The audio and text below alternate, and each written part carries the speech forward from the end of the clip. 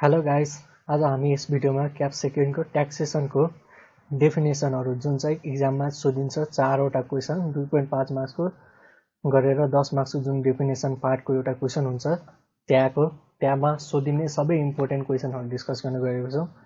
कृपया भिडियो अन्तिमसम्म हेरिदिनु होला। हाम्रो फर्स्टमा इम्पोर्टेन्ट डेफिनेसन रहेको छ सोध्नेहरूको इन्कम भनेको के हो त।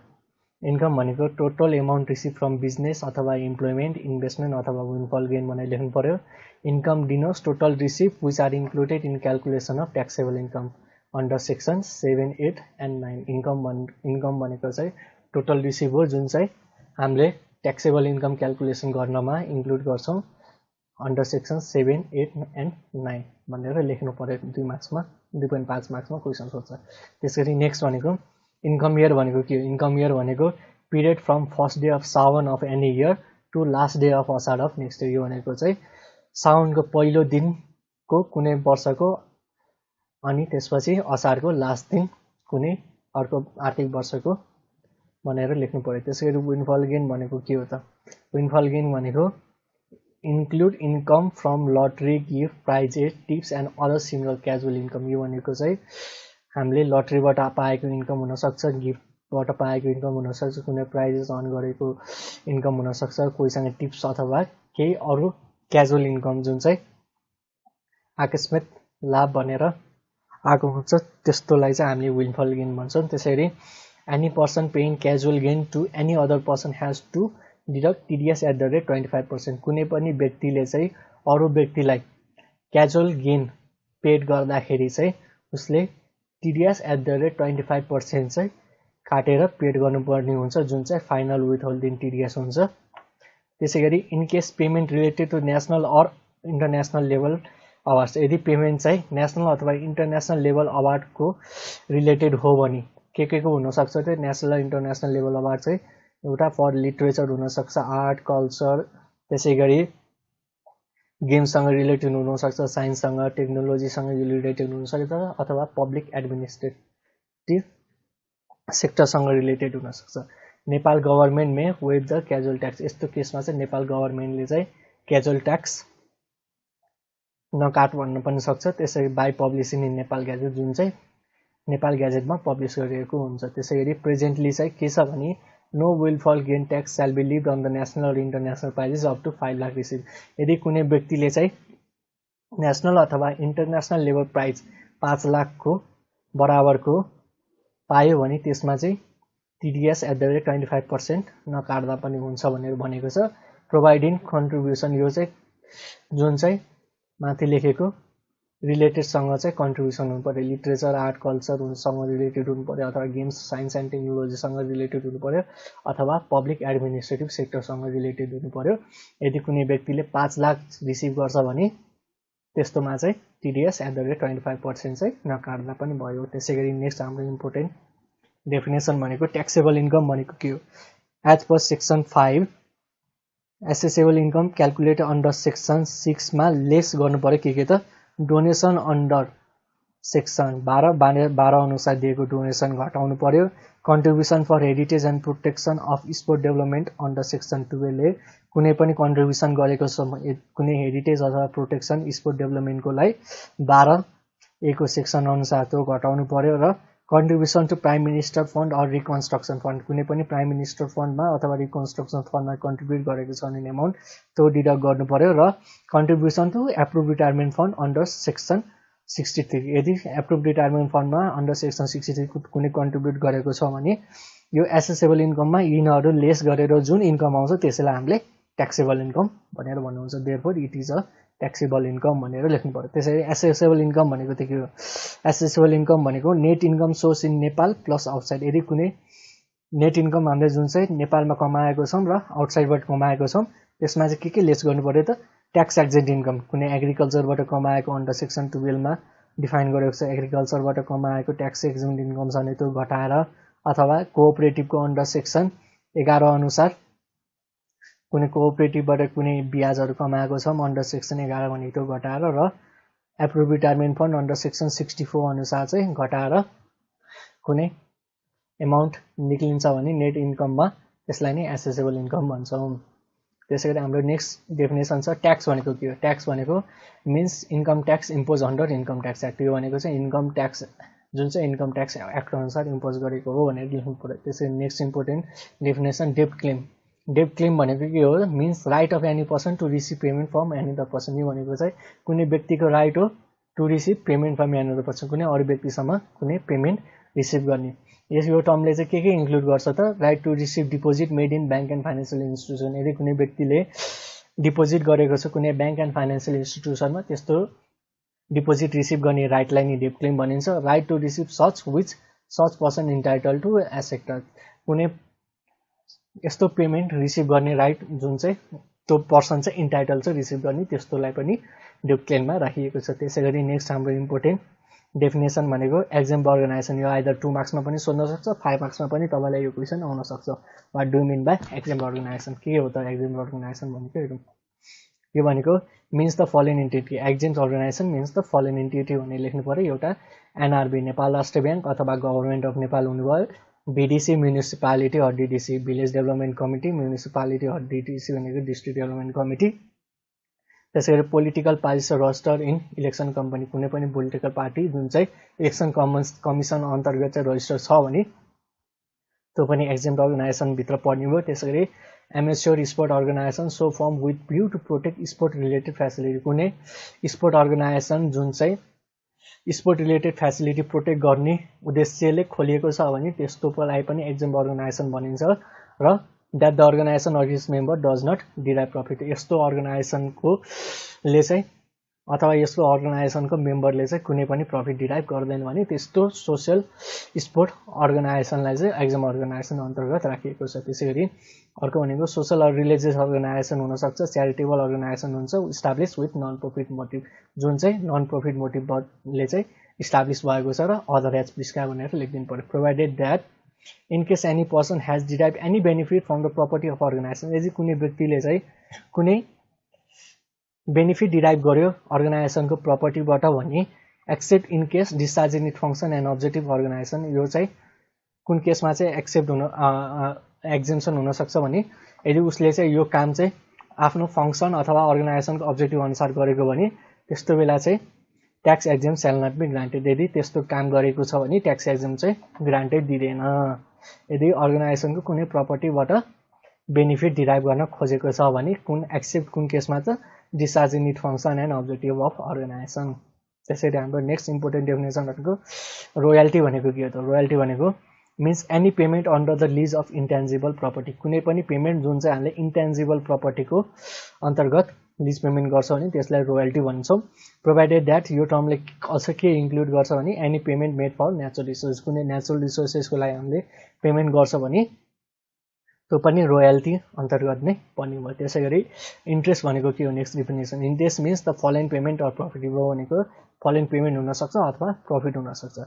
पेमेन्ट अन्डर डेब्ट लायबिलिटी एक्सेप्ट प्रिन्सिपल। कुनै पनि पेमेन्ट गरेको छ हामीले डेब्ट लायबिलिटीको जुन चाहिँ प्रिन्सिपल बाहेकको एमाउन्टलाई हामी इन्ट्रेस्ट भन्न सक्छौँ। त्यसै गरी profit made from premium alteration payment. कुनै पनि प्रिमियमबाट हामीले प्रफिट मेड गरेको छौँ अथवा पेमेन्टको अल्टरेसन गरेर कुनै प्रफिट अर्न गरेको छौँ त्यो पनि इन्ट्रेस्ट अन्तर्गत नै पर्ने भयो। त्यसै गरी अदर एज प्रिस्क्राइब भनेर लेख्दा भयो 2 मार्क्समा क्वेसन।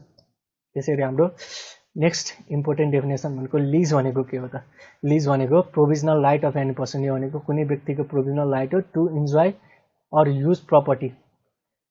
कुनै प्रपर्टी युज गर्न अथवा त्यसलाई इन्जोय गर्नलाई चाहिँ except movable property belongings to the another person. कुनै पनि मुभेबल प्रपर्टी जुन चाहिँ अरू व्यक्तिको नाममा छ।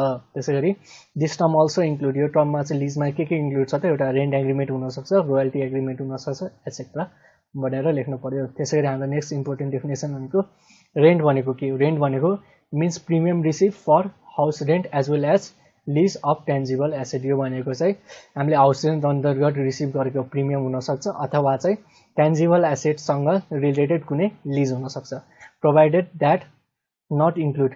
यसमा चाहिँ के इन्क्लुड हुँदैन त? Payment made for natural person. यदि कुनै नेचुरल पर्सनलाई पेमेन्ट गरेको छ भने अथवा amount derive in respect of house rent by natural person other than the prescribe.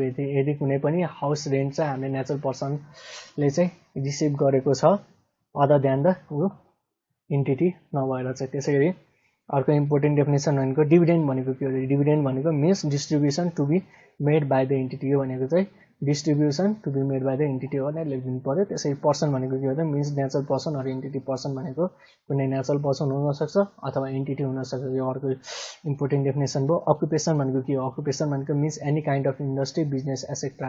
यो भनेको कुनै इन्डस्ट्री हुनसक्छ अथवा बिजनेस हुनसक्छ प्रोभाइडेड द्याट नट इन्क्लुड। यो टर्मले चाहिँ के इन्क्लुड गर्दैन त इम्प्लोइमेन्टले चाहिँ इन्क्लुड गर्दैन अकुपेसनमा। त्यसै गरी नेचरल पर्सन भनेको के हो? Natural person means any individual. कुनै इन्डिभिजुअललाई नेचरल पर्सन भनेर भनिन्छ।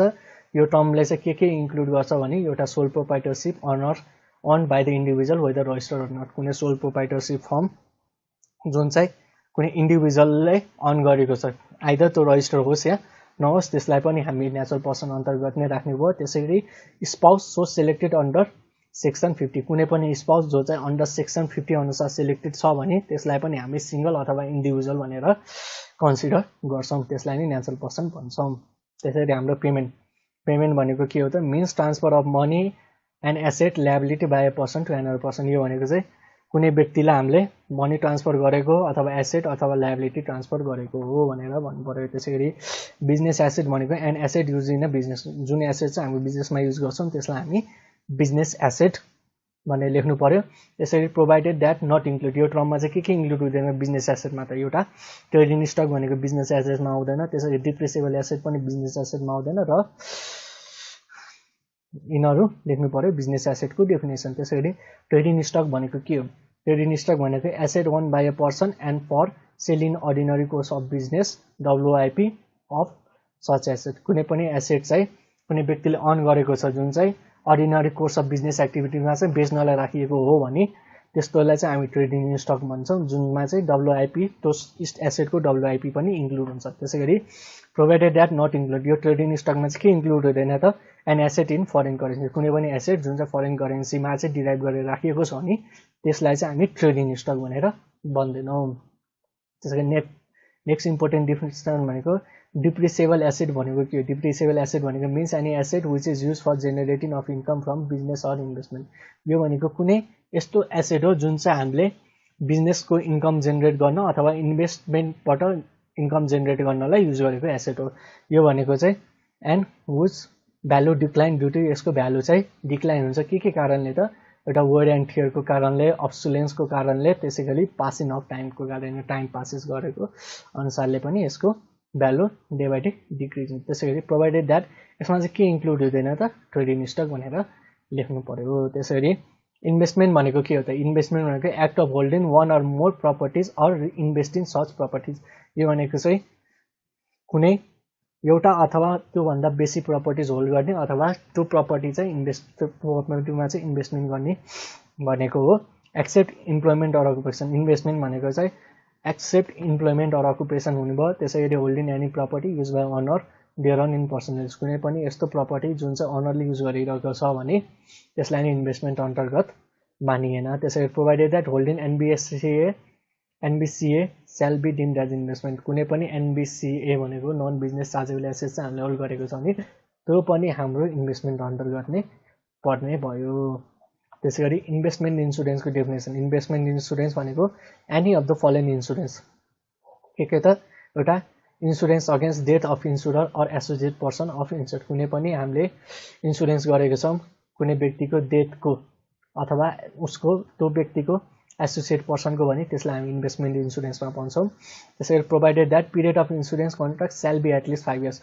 कुनै पनि इन्सुरेन्स कन्ट्र्याक्टको पिरियड चाहिँ 5 इयर्स भन्दा चाहिँ बेसी हुनु पर्यो। तिनीहरू चाहिँ इन्भेस्टमेन्ट इन्सुरेन्सको क्याटेगोरीमा आउँछ। यदि कुनै पनि इन्सुरेन्स चाहिँ डेथ अथवा उसको लागि 2 वर्षभन्दा 5 वर्षभन्दा मुनिको लागि गरेको छ भने त्यो चाहिँ इन्भेस्टमेन्ट इन्सुरेन्सको अन्तर्गत आउनु भएन।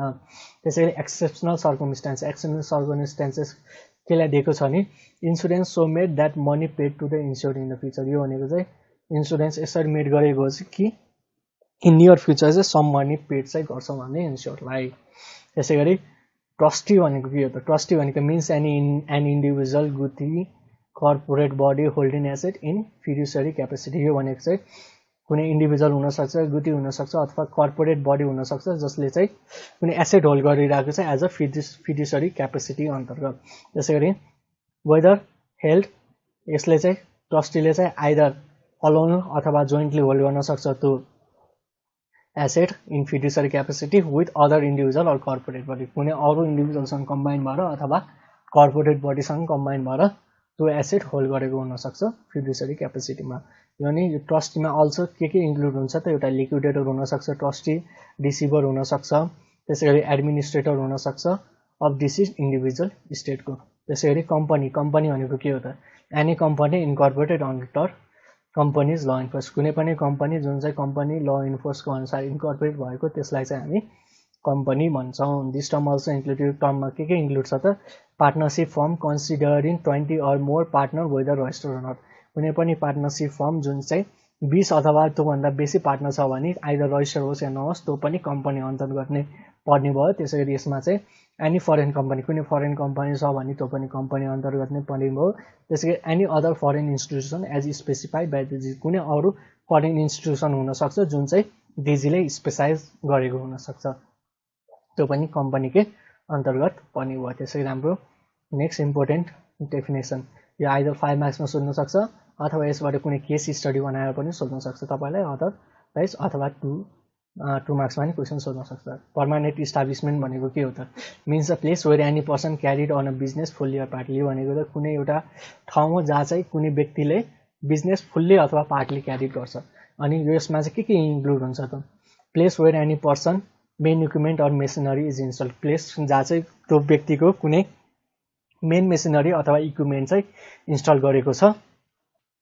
त्यसैगरी 1 or more than 1 place in any country where person deliver technical professional consultation base, एउटा अथवा त्योभन्दा बेसी कुनै कन्ट्रीको ठाउँ हुनसक्छ जहाँ चाहिँ कुनै व्यक्तिले चाहिँ टेक्निकल अथवा प्रोफेसनल कन्सल्टेन्सी सर्भिस प्रोभाइड गर्छ थ्रु उसको इम्प्लोइबाट in any other manner for more than 90 days, 90 दिनभन्दा बेसी अथवा at 1 or several times in a period of 12 month, 12 महिनाको ड्युरेसनमा चाहिँ 90 दिनभन्दा बेसी चाहिँ उसले टेक्निकल अथवा प्रोफेसनल कन्सल्टेन्सी सर्भिस एक अथवा एकभन्दा बेसी ठाउँमा बसेर कुनै देश नेपालमा चलाउँछन् त्यसलाई नै पर्मानेन्ट इस्टाब्लिसमेन्ट भन्ने अन्तर्गत पर्ने भयो। त्यसैगरी person place where any person involve in construction installation र इस्टाब्लिसमेन्ट प्रोग्राम, प्लेस जहाँ चाहिँ कुनै व्यक्ति चाहिँ कुनै कन्स्ट्रक्सन अथवा इन्स्टलेसन अथवा इस्टाब्लिसमेन्ट प्रोग्राममा इन्भल्भ गरेको छ र त्यो कन्स्ट्रक्सन इन्स्टलमेन्ट र इस्टाब्लिसमेन्ट प्रोग्रामको चाहिँ सुपरभाइजरी वर्क गरेको छ, कति त 90 दिन अथवा त्योभन्दा बेसी दिन गरेको छ भने त्यसलाई पनि पर्मानेन्ट इस्टाब्लिसमेन्ट भनेर भनिन्छ। त्यसैगरी हाम्रो नेक्स्ट इम्पोर्टेन्ट क्वेसन भनेको राइट अफ ट्याक्स पेयर, यो चाहिँ 5 मार्क्समा क्वेसन सोध्न सक्छ।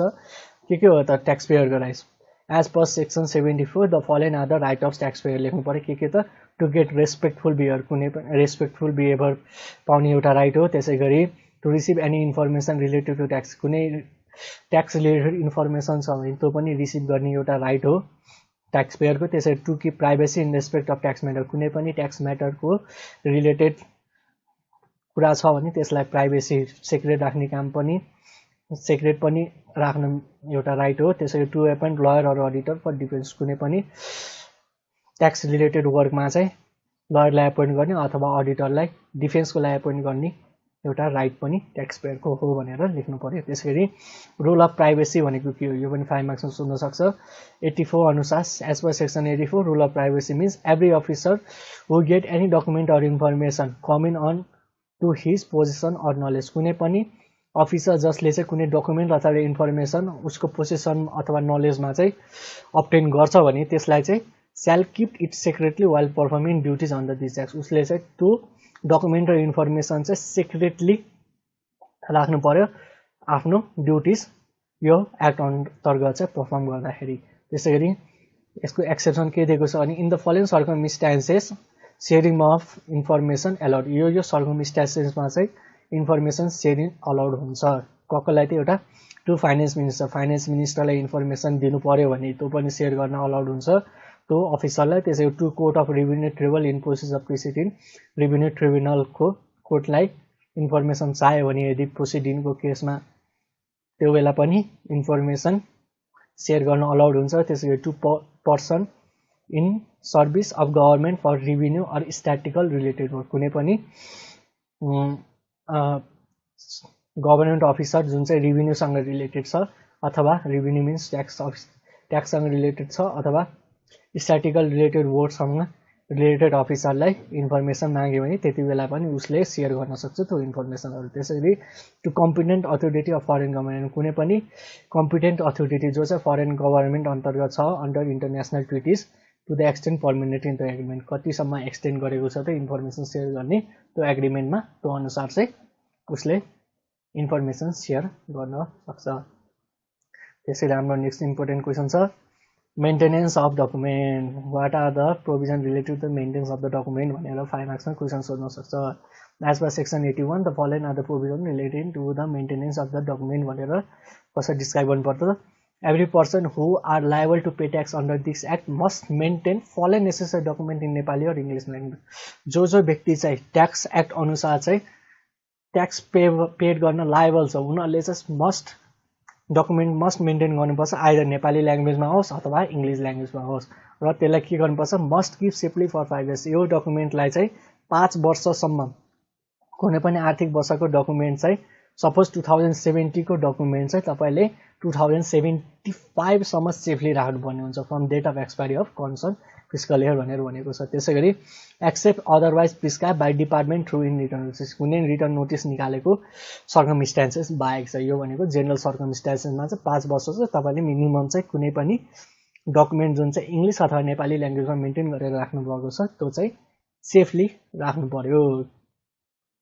Department may issue a written notice asking the concerned person to have document translated in the Nepali language by a translator। Department ले चाहिँ रिटर्न नोटिस दिन सक्छ कुनै व्यक्तिलाई टु ट्रान्सलेट, यदि कुनै इङ्ग्लिस ल्याङ्ग्वेजमा डकुमेन्ट अथवा कुनै अर्को ल्याङ्ग्वेजमा डकुमेन्ट मेन्टेन गरेको छ भने त्यसलाई नेपाली ल्याङ्ग्वेजमा चाहिँ ट्रान्सलेट गर्ने बाई युजिङ अ ट्रान्सलेटर। अनि डकुमेन्ट चाहिँ हामीले डिपार्टमेन्टले चाहिँ रिटर्न नोटिस दिन सक्छ may grant to maintain document in electronic फर्ममा पनि डकुमेन्टलाई मेन्टेन गर्ने डिरेक्सन पनि दिन सक्छ रिटर्न नोटिसमा। त्यसैगरी अर्को 5 मार्क्समा इम्पोर्टेन्ट क्वेसन पब्लिक सर्कुलर भनेको के हो। DG may issue return public circular setting out IRD interpretation of any section of this act, कुनै पनि सेक्सन, यो सेक्सनको इन्टरप्रिटेसन चाहिँ डिपार्टमेन्ट डिजीले चाहिँ return notice return public circular set out गरेर चाहिँ इस्यु गर्न सक्छ यदि। त्यसैगरी इट इज इस्युड केमा चाहिँ इस्युड गरिन्छ त पब्लिक सर्कुलर टु किन इस्यु गरिन्छ त to achieve consistency in interpretation of the act, कुनै पनि इन्टरप्रिटेसन गर्नु इम्प्लिमेन्टेसन गर्नु छ भने यो एक्टको कन्सिस्टेन्टली त्यसको लागि हामीले पब्लिक सर्कुलर बेला बेलामा डिजीले इस्यु गरेको देख्छौँ। त्यसैगरी to make tax administration simple, tax एडमिनिस्ट्रेसनलाई सिम्पल बनाउनलाई पनि public circular time to time डिजीले इस्यु गरिरहेको हुन्छ। त्यसैले to provide guideline to the people affected by this act, कुनै पनि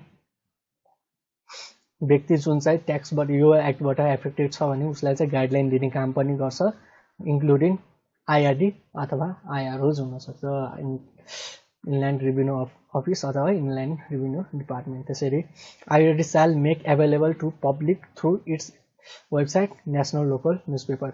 आइआरडीले चाहिँ यो पब्लिक सर्कुलर चाहिँ के मिडियमबाट चाहिँ पब्लिकलाई इस्यु एभाइलेबल गर्न सक्छ त थ्रु वेबसाइटमा पब्लिस गरेर अथवा नेसनल लोकल न्युज पेपरमा पब्लिस गरेर। त्यसरी अनि पब्लिक सर्कुलरले चाहिँ कसलाई बाइन्ड गर्छ, shall bind every tax payer and civil servant unless circular is cancel. यसले चाहिँ पब्लिक सर्कुलर कुनै पनि डिजीले इस्यु गरेको छ भने यसले चाहिँ सबै ट्याक्स पेयर र सिभिल सर्भेन्टलाई बाइन्ड गर्छ अनलेस त्यो सर्कुलर चाहिँ क्यान्सल गरेको नोटिस नहुन्जेलसम्म। त्यसै गरी अर्को भनेको एडभान्स रुलिङ। एडभान्स रुलिङ भनेको के हो, as per section 76 advance the provision regarding the advance ruling as follows भनेर लेख्नु पर्यो। Advance ruling is issued to applicant tax payer for clarification applicant of tax law on the purpose arrangement of applicant. कुनै पनि एप्लिकेन्टलाई चाहिँ कुनै tax एप्लिकेसनको बारेमा doubt भयो भने उसले चाहिँ एप्लिकेसन दिन सक्छ। त्यो ट्याक्स अफिस ट्याक्स पेयरलाई चाहिँ कुनै एप्लिकेसन बारेमा क्ल्यारिफिकेसन दिने कामलाई चाहिँ एडभान्स रुलिङ भनिन्छ भने only applicable to the concern applicant not available for the general. जुन एप्लिकेन्टले चाहिँ त्यो एप्लिकेसन दिएको छ त्यो एप्लिकेन्टलाई मात्रै यो लागू हुनु भयो। यो चाहिँ जेनरल पिपुलको लागि लागू हुने गरी एडभान्स रुलिङ गरिदिएन। त्यसै गरी आइआरडी shall not issue such on matter against considering of any court or decided by the court। आइआरडीले चाहिँ एडभान्स रुलिङ चाहिँ कुनै पनि कोर्टको डिसिजन अगेन्स्ट दिनु भएन अथवा कोर्टको कन्सिडरेसनमा भइरहेको कामको अगेन्स्टमा चाहिँ एडभान्स रुलिङ गर्नु भएन। अनि एडभान्स रुलिङ चाहिँ के हुन्छ त under signature of DG may issue it भनेर लेख्दा भयो। त्यसरी हाम्रो नेक्स्ट इम्पोर्टेन्ट सेल्फ एसेसमेन्ट भनेको के हो? Every tax payer has to submit tax return for period by assessing tax liability himself. This process is called self assessment. सबै tax पेयरले चाहिँ कुनै ट्याक्स पिरियडको चाहिँ आफै ट्याक्स लायबिलिटी कति हो त्यो एसेस गरेर चाहिँ त्यसलाई सेल्फ सबमिट गर्ने कामलाई ट्याक्स रिटर्न सबमिट गर्ने कामलाई नै सेल्फ एसेसमेन्ट भनिन्छ। इन केस अफ भ्याट हामीले सेल्फ एसेसमेन्ट चाहिँ 25 दिनभित्र गर्नुपर्छ। Within the end of next tax payer shall submit VAT return भनेर भनेको छ। अनि while submitting the tax return amount collected on sale of taxable goods shall be reduce by tax paid on the purchase. यो भनेको चाहिँ हामीले सेल्समा तिरेको ट्याक्सलाई चाहिँ पर्चेजमा तिरेको ट्याक्समा घटाएर चाहिँ ट्याक्स रिटर्न फिल गर्नुपर्छ, जुन चाहिँ भ्याटको एक्टमा भनिएको छ भनेर। यो चाहिँ भ्याट एक्ट अनुसार चाहिँ हामीले सेल्फ एसेसमेन्ट कसरी गर्ने भनेर भनेको हो। तपाईँले ट्याक्समा पनि यसरी नै लेख्न सक्नुहुन्छ। त्यसैगरी एसेसमेन्ट बाई ट्याक्स अफिसर। कुन कुन बेला चाहिँ ट्याक्स अफिसरले चाहिँ एसेसमेन्ट गर्न सक्छ त? एउटा त return of tax is not fill within the stipulated time. यदि कुनै रिटर्न चाहिँ फिल गरेको छैन स्टिपुलेटेड टाइममा ट्याक्स रिटर्न चाहिँ, त्यति बेला चाहिँ ट्याक्स अफिसरले एसेसमेन्ट गर्न सक्छ। त्यसैगरी incomplete or enormous return file, कुनै पनि इनकम्प्लिट अथवा रङ रिटर्न फाइल गरेको छ भने त्यति बेला पनि ट्याक्स अफिसरले एसेसमेन्ट गर्न सक्छ। त्यसरी false return or tax is file. यदि रिटर्न नै फल्स फाइल गरेको छ भने त्यति बेला पनि ट्याक्स अफिसरले एसेसमेन्ट गर्न सक्छ। Where sale has been made without issuing invoice. यदि कुनै पनि सेल चाहिँ हामीले देखाएको छ विदाउट इस्युइङ इन्भोइस भने त्यस्तो बेला पनि ट्याक्स अफिसरले एसेसमेन्ट गर्न सक्छ। Where under invoicing has been made in supply of group of company. यदि कुनै अन्डर इन्भोइसिङ भएको छ सप्लाई अफ ग्रुप अफ कम्पनीको केसमा भने त्यति बेला पनि ट्याक्स अफिसरले एसेसमेन्ट गर्न सक्छ। अनि where tax has been collected by non registered person. यदि कुनै नन रजिस्टर्ड पर्सनले चाहिँ भ्याट कलेक्ट गर्यो अथवा ट्याक्स कलेक्ट गरेको भने एक्साइजदेखि लिएर अरू केसहरूको कलेक्ट गर्यो भने त्यो बेला पनि ट्याक्स अफिसरले चाहिँ एसेसमेन्ट गर्न सक्छ। यिनीहरू चाहिँ सर्कमस्टान्सेस हो जुन जहाँ चाहिँ ट्याक्स अफिसरले चाहिँ एसेसमेन्ट गर्न सक्छ। त्यसै गरी एसेसमेन्टको केस के भनेको छ त shall be made within 4 years. कुनै पनि एसेसमेन्ट चाहिँ 4 वर्ष अन्तर्गत गर्नु पर्यो। यो भनेको चाहिँ के भने 2070 को फाइनेन्सियल इयरको रिटर्नको एसेसमेन्ट चाहिँ 2074 सम्म गर्न पायो। तर यसले एक्टले चाहिँ के पनि भनेको छ भने but if evaded department may issue order reassessment at any time. यदि डिपार्टमेन्टले चाहिँ सोच्यो कि यो ठुलो फ्रड हो भने उसले चाहिँ रिएसेसमेन्ट जति बेला पनि गर्न सक्छ। त्यसैले provided that 15 days time for submit proof, र 15 डेज टाइम पनि दिन्छ सबमिट प्रुफको लागि। त्यसै गरी जियो पार्टी एसेसमेन्ट भनेको के हो? कति बेला चाहिँ ट्याक्स अफिसर चाहिँ जियो पार्टी एसेसमेन्टमा जान सक्छ भनेर 5 मार्क्समा क्वेसन सोध्न सक्छ अथवा 2 मार्क्समा पनि क्वेसन आउन सक्छ। कति बेला त a person about to leave Nepal. यदि कुनै व्यक्ति चाहिँ नेपाल छोडेर जान लाग्छ भने त्यति बेला पनि जियो पार्टी एसेसमेन्ट गर्न सक्छ। त्यसरी if a person about to transfer his property to any body or to remove asset. यदि कुनै व्यक्तिले चाहिँ उसको प्रपर्टी चाहिँ कुनै अर्को व्यक्तिले ट्रान्सफर गर्न लागेको छ भने उसको एसेट यो देशमै छैन भनेर देखाउनको लागि भने त्यति बेला नै जियो पार्टी एसेसमेन्ट गर्न सक्छ। त्यसै गरी person become bankrupt wanted of goes to liquidation. यदि कुनै व्यक्ति चाहिँ ब्याङ्क्रप्ट भयो, कङ्गाल भयो अथवा वान्टेड अफ भएर अथवा लिक्विडेसनमा गयो कुनै कम्पनी भने त्यति बेला पनि जियो पार्टी एसेसमेन्ट गर्न सक्छ ट्याक्स अफिसरले। त्यसै गरी tax officer with approval of DG can do geo party assessment. Tax अफिसरले चाहिँ डिजीको एप्रुभल लिएर मात्रै जियो पार्टी एसेसमेन्ट गर्न सक्छ। Provided that 7 days time for clarification proof. कुनै पनि क्लारिफिकेसन अथवा प्रुफ दिनलाई चाहिँ सबमिट गर्नलाई चाहिँ 7 डेज टाइम चाहिँ त्यो व्यक्तिलाई दिनु पर्यो जो माथि चाहिँ जियो पार्टी एसेसमेन्ट ट्याक्स अफिसरले गर्न लागेको। त्यसै गरी रिसिभर भनेको के हो त? सेक्सन 180 अनुसार चाहिँ means any of the following person. यिनीहरू भनेको रिसिभर हो। एउटा भनेको लिक्विडेटर हो।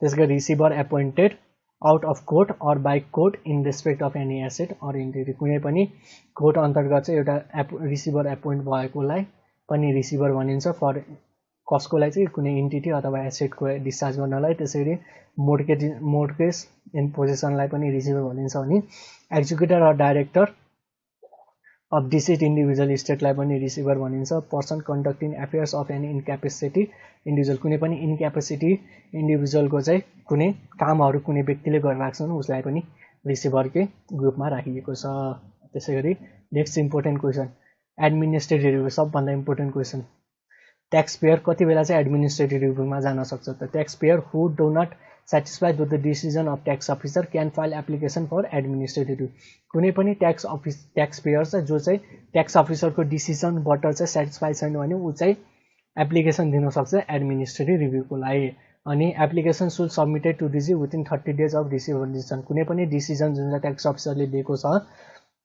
त्यो डिसिजनलाई चाहिँ एडमिनिस्ट्रेटिभ रिभ्यूमा लग्नलाई चाहिँ 30 दिनभित्र चाहिँ एप्लिकेसन डिजीलाई सबमिट गर्नु पर्यो if not able to submit file यदि ऊ चाहिँ 30 दिनभित्र चाहिँ सबमिट गर्न एबल भएन भने उसले 7 days expiry first 30 days expire भएको 7 दिनभित्र एक्सटेन्सन टाइम पनि लिन सक्छ कति दिनको लागि 30 दिन अझै थप दिनु भनेर त्यसैगरी एडमिनिस्ट्रेटिभ रिभ्यू गर्नुभन्दा अगाडि के छ त डिपोजिट गर्नु पर्यो 100% of tax in which payer has no dispute with assessment order कुनै पनि एसेसमेन्ट अनुसार चाहिँ अर्डर अनुसार चाहिँ ट्याक्स रिलेटेडमा चाहिँ कुनै डिस्प्युट छैन भने त्यो ट्याक्स रिलेटेड 100% एमाउन्ट चाहिँ डिपोजिट गर्नु पर्यो र जुन एमाउन्टमा चाहिँ ट्याक्स पेयरलाई चाहिँ डिस्प्युट छ त्यसको चाहिँ 1/3 अफ एमाउन्ट चाहिँ डिपोजिट गर्नु पर्यो 2/3 पछि एडमिनिस्ट्रेटिभ रिभ्यूको डिसिजन आएपछि डिपोजिट गर्दा भयो त्यसैगरी सुल फाइल एप्लिकेसन यसले चाहिँ के गर्नुपर्छ भने एडमिनिस्ट्रेटिभलाई चाहिँ एप्लिकेसन फाइल गर्नुपर्छ के गर्दा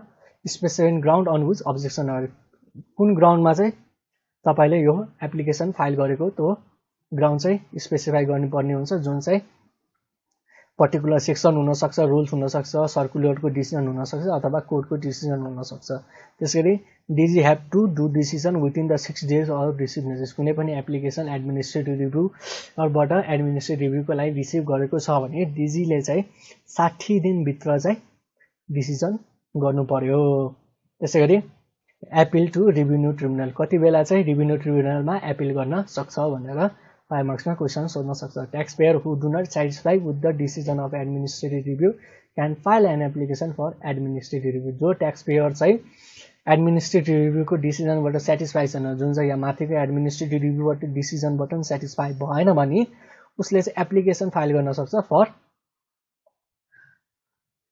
रेभिन्यू ट्रिब्युनलमा भनेर लेख्नु पर्यो एडमिनिस्ट्रेटिभ रिभ्यू लेखेर छ है त्यसैगरी रेभिन्यू ट्रिब्युनलमा फाइल गर्नुभन्दा अगाडि के गर्नु पर्यो डिपोजिट गर्नु पर्यो 50% अफ ट्याक्स एमाउन्ट डिस्प्युट जुन चाहिँ ट्याक्स एमाउन्टको डिस्प्युट छ 50% एमाउन्ट चाहिँ डिपोजिट गर्नु पर्यो माथि एडमिनिस्ट्रेटिभमा 1/3 अफ एमाउन्ट चाहिँ डिस्प्युट एमाउन्टको डिपोजिट गर्नु भनेको छ भने यदि रेभिन्यू ट्रिब्युनलमा गयो भने चाहिँ अब चाहिँ 1/3 होइन कि 50% ट्याक्स डिस्प्युट एमाउन्ट चाहिँ डिपोजिट गर्नु पर्यो र 100% पेनाल्टी इम्पोज टु पर्सन कुनै पनि 100% पेनाल्टी जुन चाहिँ इम्पोज गरेको छ त्यो चाहिँ तपाईले डिपोजिट गर्नु पर्यो रेभिन्यू ट्रिब्युनलमा जानुभन्दा अगाडि अनि त्यसपछि माथि भने जस्तो सुल फाइल एप्लिकेसन के अनुसार फाइल गर्नु पर्यो त स्पेसिफाइङ ग्राउन्ड अन विच अब्जेक्सन आफेड कुनै ग्राउन्ड अब्जेक्ट स्पेसिफाई गर्नु पर्यो जुनमा चाहिँ अब्जेक्सन उसको बेस छ जसमा चाहिँ के इन्क्लुड हुन सक्छ त्यो स्पेसिफिक सेक्सन हुन सक्छ रुल हुन सक्छ सर्कुलर हुन सक्छ अथवा डिसिजन अफ द कोर्ट हुन सक्छ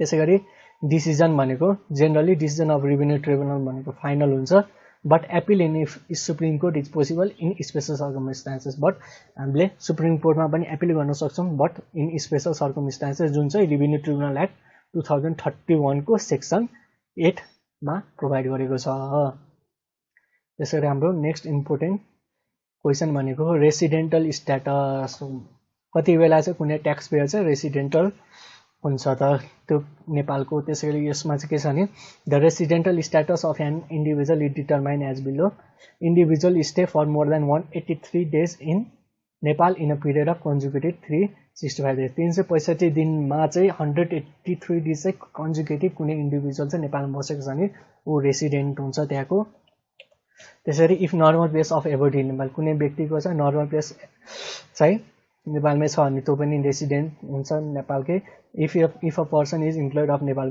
कुनै पनि पर्सन चाहिँ नेपाल गभर्नमेन्टको इम्प्लोइड छ भने ऊ पनि रेसिडेन्ट हुन्छ यो भनेको चाहिँ के हो भने कुनै नेपाल गभर्नमेन्टको चाहिँ पर्सन चाहिँ बाहिर विदेशमा चाहिँ एज अ फरेन इम्प्लोयर चाहिँ काम गर्न सकेको हुन्छ अथवा फरेन एम्बेसडरमा काम गरेको हुन्छ ऊ पनि रेसिडेन्टल नै हुन्छ नेपालको भनेर डिस्क्राइब गर्नुपर्छ। त्यसै गरी normal place of ability is clarification by IT directives. Normal place ability भनेको चाहिँ के हो त? Means place where economic activities of person is concentrate. यो भनेको चाहिँ त्यस्तो प्लेस हो जहाँ चाहिँ त्यो व्यक्तिको चाहिँ इकोनोमिक एक्टिभिटिज चाहिँ कन्सन्ट्रेट हुन्छ। If a person is not resident in income year he is regarded as non resident. कुनै पनि व्यक्ति रेसिडेन्ट हुँदैन भने कुनै इन्कम इयरको उसलाई चाहिँ नन रेसिडेन्ट भनेर भनिन्छ भनेर लेख्दा भयो। त्यसै गरी 4 वटा कन्डिसन जुनमा चाहिँ IRD upon return notice can recharacterize the transfer with amendment quantification. कुन कुन 4 वटा स्पेसल कन्डिसन छ त? जति बेला चाहिँ आइआरडीले चाहिँ रिटर्न नोटिस दिन सक्छ त कुनै पनि ट्रान्ज्याक्सनलाई रिक्यारेक्टराइज अथवा एमेन्ड गर्नको लागि। एउटा त कुनै इन्डाइरेक्ट पेमेन्ट गरेको छ भने त्यो बेला पनि दिन सक्यो। त्यसै ट्रान्सफर प्राइसिङ गरेको छ भने कुनै व्यक्तिले त्यो बेला पनि आइआरडीले रिटर्न नोटिस दिन सक्छ रिक्यारेक्टराइज द ट्रान्ज्याक्सन विथ एमेन्ड क्वान्टिफिकेसनलाई। त्यसै गरी इन्कम स्प्लिटिङ गरेको छ कुनै पनि इन्कमलाई चाहिँ जोगाउने काम गरेको छ भने त्यति बेला पनि रिटर्न नोटिस दिन सक्यो। त्यसै गरी जेनरल एन्टी एभोइडेन्स रुल अनुसार पनि गर्न सक्यो। यसको चाहिँ छुट्टै सेक्सन छ जुन चाहिँ पछि हामीले ट्याक्सको इम्पोर्टेन्ट थ्योरीमा डिस्कस गरेको छौँ, जसको भिडियो पनि लिङ्कको डिस्क्रिप्सनमा हालिदिनेछु। त्यसै गरी प्यान भनेको के हो? सबभन्दा इम्पोर्टेन्ट क्वेसन। यो भनेको identification number allotted to the tax payer. Section 78 अनुसार यो भनेको कुनै पनि आइडेन्टिफिकेसन नम्बर हो जुन चाहिँ ट्याक्स पेयरलाई एलोटेड गरेको हो।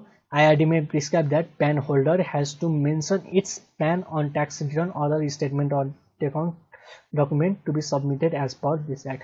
आइआरडीले चाहिँ प्यान होल्डर पर्सनलाई चाहिँ प्रिस्क्राइब गर्न सक्छ कि पर्टिकुलर ट्याक्स रिटर्न अथवा अदर स्टेटमेन्ट अफ डकुमेन्टमा चाहिँ प्यान नम्बर चाहिँ मस्ट इन्क्लुड गर्नु पर्यो रिटर्न सबमिट गर्नुभन्दा अगाडि यो एक्ट अनुसार। त्यसरी but a person is not web for tax only because it has not obtain a apply for a PAN. कुनै पनि व्यक्ति चाहिँ ट्याक्सबाट वेब हुँदैनन् यदि उसले प्यान लिएको छैन भने।